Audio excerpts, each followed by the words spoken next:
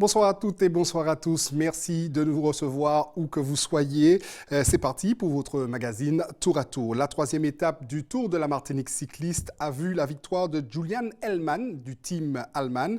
Le scénario de course entre Fort-de-France et Trinité a été très simple. Alors que les hommes forts s'observaient au cours d'une longue échappée composée d'une quinzaine de coureurs, Julian Hellmann a produit ses efforts à Augrain, soit à une dizaine de kilomètres de l'arrivée, pour aller l'emporter en solitaire devant la place Joyeuse à Trinité. Une étape marquée par la valse du maillot jaune. C'est en effet Enzo Falocci qui endosse la tunique tant convoitée. Retour sur cette étape avec Karil Chassol au commentaire, José Lechertier et Jean-Marc Carteron pour les images. Après un départ fictif devant la mairie de Fort-de-France, le réel est donné près de Carrefour d'Ilon. Et si les premiers hectomètres sont effectués groupés,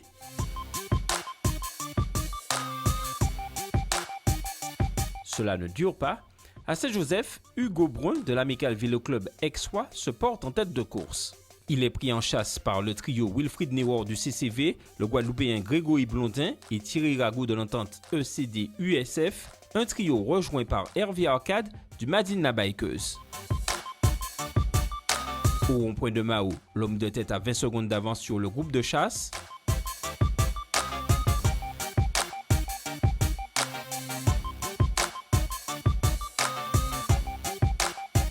Et 40 secondes sur le peloton. Avant la première difficulté de la matinée, la côte d'Augrain, le Quatuor effectue la jonction avec l'homme de tête. Dans Augrain, ce sont les Martiniquais Arcade et Rago qui donnent le tempo.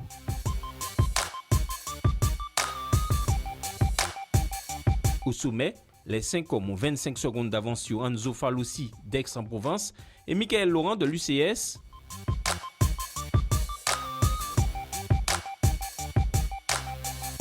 Le peloton n'est pas loin. Sans surprise, devant le groupe de tête s'étoffe, il passe de 5 à 7. Laurent et Falocci l'intègrent. Derrière, ça bouge. Après le groupe de tête arrive l'Aixois Guillaume Hutin. Et un peu plus loin, 5 hommes, Kevin Copette-Largit du CCV, les Allemands Hellmann et Platner, Muton de Martigues et Jean-Christophe Florimont du Madina Bikeuse. Tout ce beau monde intègre le groupe de tête. Ils sont 13.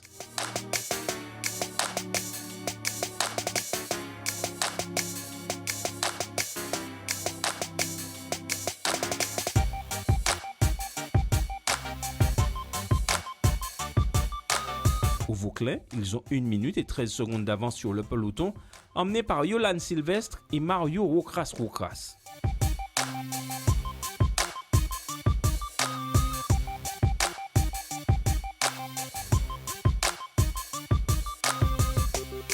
Et d'autres coureurs sortent du peloton. C'est le cas du Guyanais Teddy Reguet et du Britannique Alex Dalton. Les deux hommes effectuent la jonction avant la pointe Borgnès. Ils sont désormais 15 en tête. D'1 minute 13 au Vauclin, l'écart avec le peloton passe à 1 minute 57 à Sainte-Luce. Puis à 3 minutes 11 au rond-point de Petit-Bourg.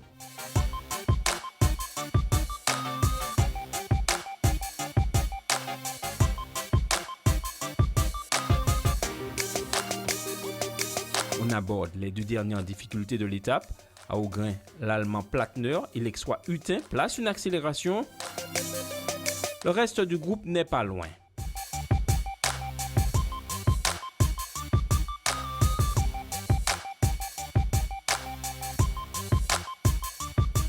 À l'Estrade, le groupe explose.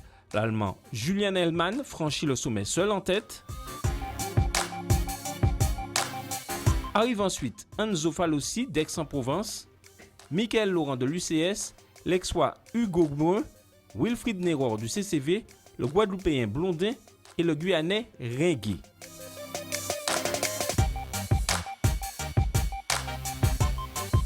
Dans le peloton, les hommes forts franchissent le sommet les premiers. Bessira de la PP, Roseau du Madina Bikeuse, Sylvestre de la JC 231, Campos de l'APP et Rocras de l'Arc-en-Ciel. Devant, Julian Hellman n'en a cure, l'Allemand s'impose en solitaire, l'ex-roi Bruin est second et son coéquipier Falocci complète le podium. Ce dernier est le nouveau maillot jaune.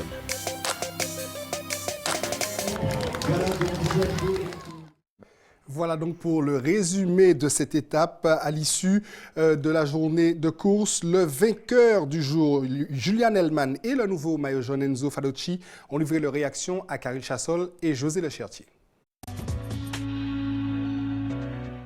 En ce moment, quand j'ai attaqué, j'ai su qu'il y a une petite possibilité que je vais arriver toute seule. Mais ouais, jusqu'à la ligne, je n'ai pas cru que ça va réussir. Je n'ai pas regardé derrière, j'ai pris chaque mètre, chaque seconde. J'ai pris tout ce que j'ai eu et j'ai couru tout ce que je pourrais. Et je n'ai pas fait un geste de victoire. Quelqu'un m'a demandé pourquoi les photos ne sont pas jolies. Je suis désolé pour ça. Mais je ne voulais pas prendre un risque. Il y a quelqu'un derrière moi qui va...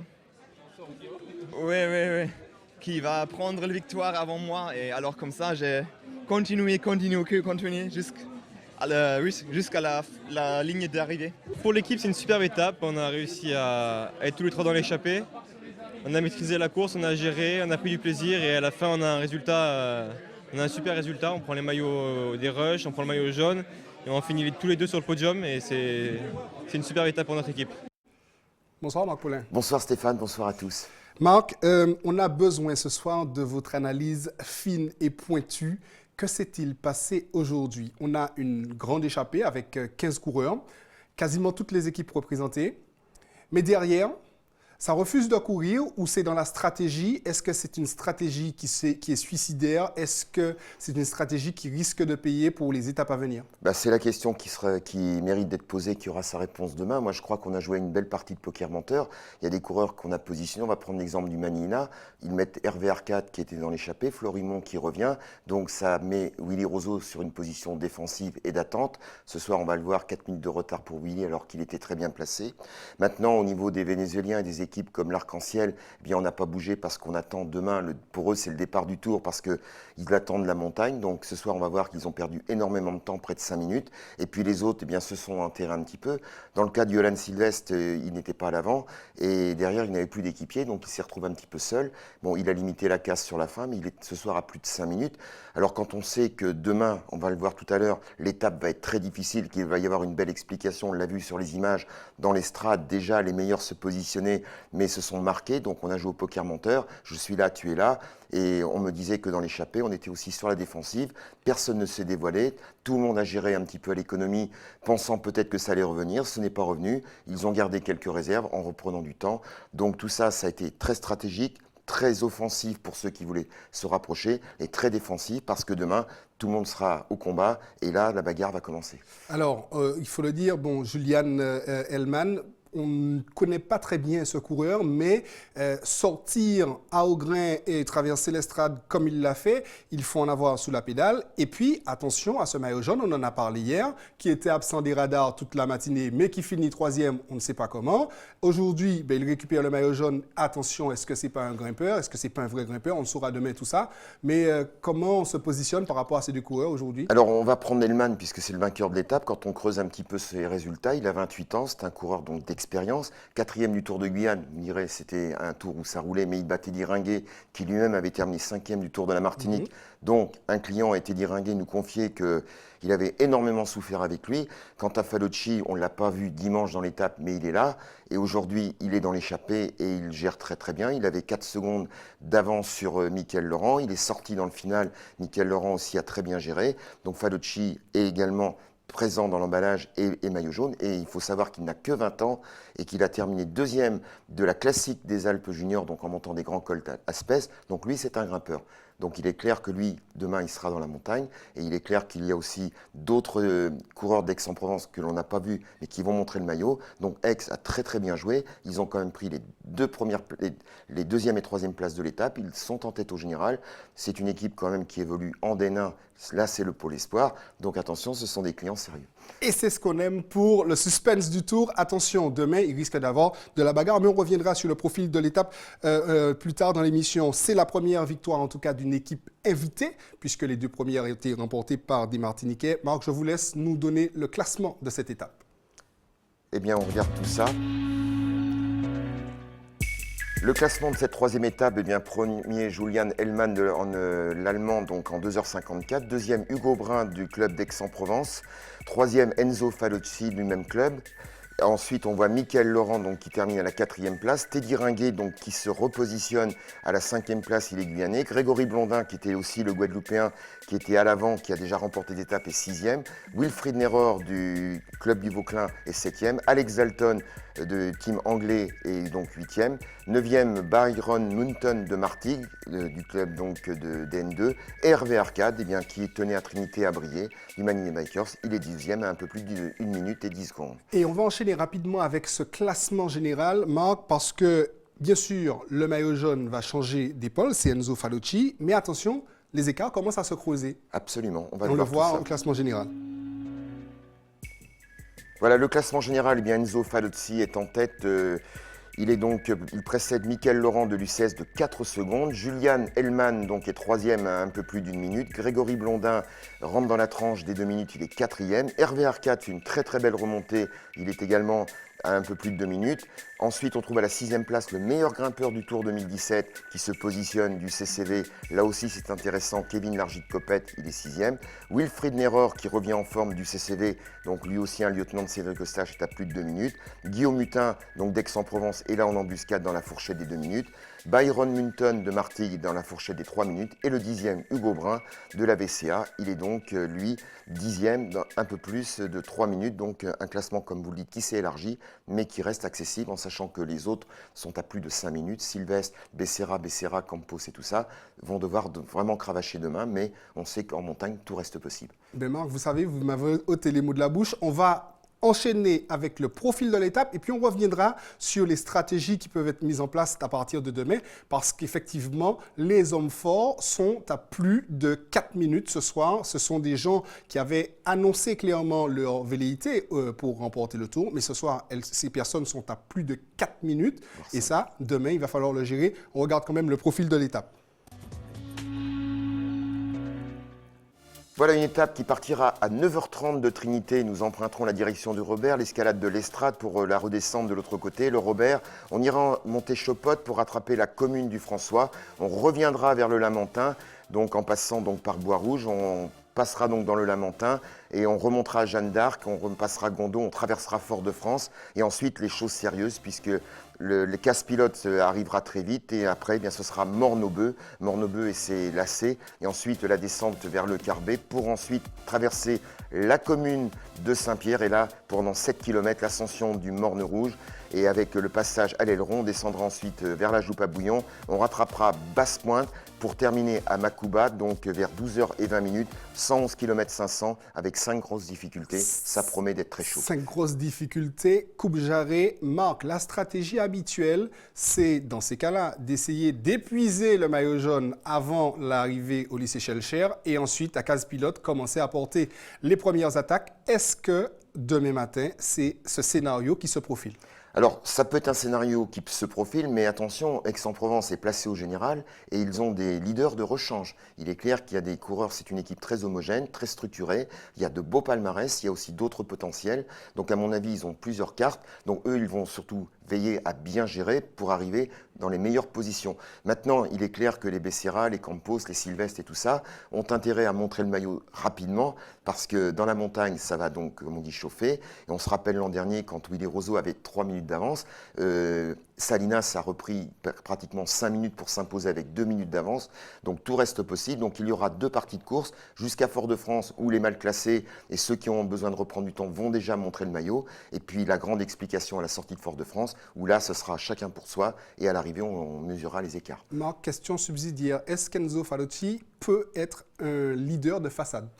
Il peut être un leader de façade, mais il peut être aussi un vrai leader, parce que quand on termine deuxième de la Classique des Alpes en tant que junior... Mais dans la stratégie de l'équipe, il peut très bien, lui, s'enterrer et permettre à d'autres coéquipiers de partir, au même titre qu'il peut contrôler avec ses coéquipiers pour arriver en bonne position et être ainsi bien positionné avec ses équipiers qui pourront l'aider.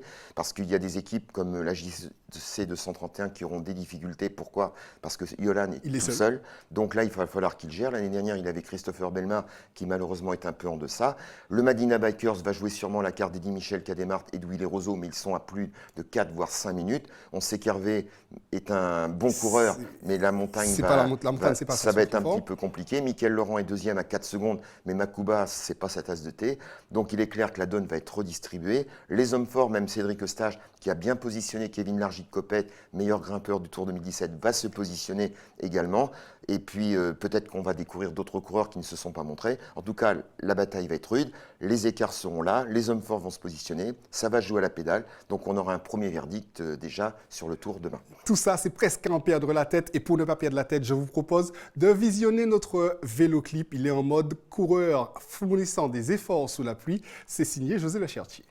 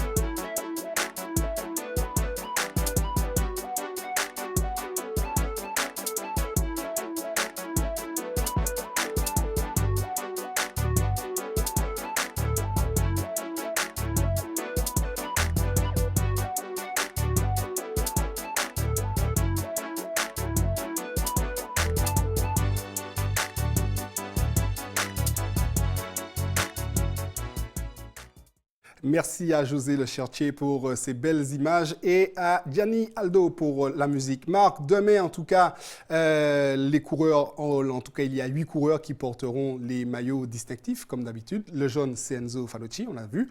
Eddy Michel Cademart visiblement non c'est pas lui qui a le maillot à poil. Il n'a aucun maillot, mais je vous laisse donner les porteurs de maillot, ça sera plus simple. On va faire une récapitulation, donc vous l'avez dit, Enzo Fanucci, donc portera le maillot jaune, donc patronné par la Française des Jeux. Il court dans le team allemand. Le maillot blanc, donc récompensant le classement au point, patronné par Orange. Il sera sur les épaules du vainqueur de l'étape, Julian Hellman, du team également, alors que Falucci, excusez-moi, est de Aix-en-Provence. Il est bien français. Le maillot à pois rouge, patronné par Socari, il est sur les épaules d'un certain Thierry Rago, qui revient en forme. Rappelons-nous qu'il avait remporté le trophée de la Caraïbe l'an dernier, donc il revient en grande forme.